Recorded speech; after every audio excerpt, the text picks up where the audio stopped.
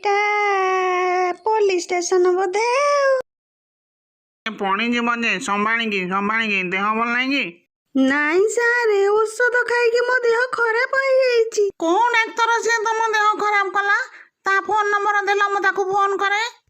9127345611121314। ଏଇଟା phone number ନା ରେଣବାଡ଼ିଟା ମା? ହଉ ଯା ଆଉ ଫୋନ କରିକି ଦେଖେ। ହ୍ୟାଲୋ ସାର୍ ନମସ୍କାର। ରେ ଜୋଟ ଦେଖୁଛି ମୁଁ କିଏ ଫୋନ କଲାଣି। ହ୍ୟାଲୋ ନମସ୍କାର, ଆପଣ କିଏ କହୁଥିଲେ? ସାର୍ ଫ୍ରି ଅଛନ୍ତି? ଆରେ ଜୋଟ କିଏ ମତେ ସାରେ ବୋଲି ଡାକୁଛି ରେ, ଆଉ ଫ୍ରି ଅଛନ୍ତି ବୋଲି ପଚାରୁଛି ରେ। ସେ ଝିଅ ହଉ ସମ୍ମାନରେ ସାରେ ବୋଲି ତ ଡାକୁଛି ନା, ଫ୍ରି ଅଛ ବୋଲି କହିଦଉନ।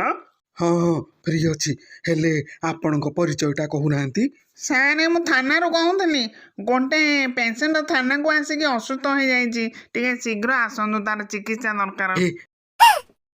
ଏଇଟା ତ ତେନ୍ତୁଳିଟା, ଆକୁ ତ କାଲି ଜ୍ୱର ହେଇଥିଲା ବୋଲି ଆମଠୁ ଔଷଧ ଆଣିଥିଲା, ଆଜି ପେଟ ଫୁଲା ଆଉ ବାନ୍ତି, ଆକୁ କେତେ ରୋଗ କିରେ, ବଡ଼ ଡେଞ୍ଜର ପଏଣ୍ଟଟା। ସାରେ ଆଙ୍କର ପେଟ ଫୁଲେଇକି ବାନ୍ତି ହଉଛି। ଶୀଘ୍ର ଦେଖନ୍ତୁ ସାର୍, ଡେରି କଲେ କାଳେ କ'ଣ ହେଇଯିବ। ଦେହ କାହାର ଖରାପ ବା, ତୋର ନା ୟାଙ୍କର?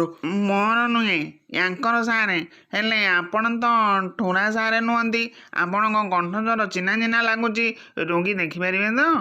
ହଁ ଠୁରା ବାବୁ ମାସକ ପାଇଁ ତାଙ୍କର ସବୁ ଦାୟିତ୍ୱ ଆମକୁ ଦେଇକି ତୀର୍ଥକୁ ଯାଇଛନ୍ତି।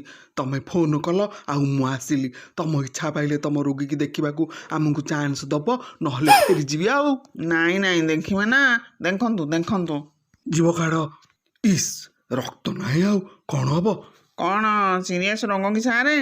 ନାଇଁ ବ୍ୟସ୍ତ ହୁଅନି, ଦେଖିବା କ'ଣ ହଉଛି। ସାର୍ ପେଟ ଫୁଲେଇଛି ବି? ଆରେ ପେଟ ଫୁଲେଇକି ବାନ୍ତି ଲାଗିବା ତ ମା ହେବାର ଲକ୍ଷଣ।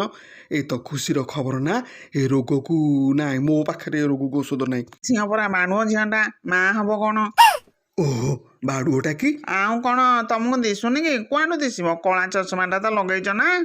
କୋଉଟା ଏଟା କାଟୁଛି, ଏଇଟା କି? ଓହୋ କାଟୁଛି, ଧୀରେ ଚିପ। ଆରେ ହେ ଥାନାରେ ଇଏ କ'ଣ ଚାଲିଛି କି ରେ?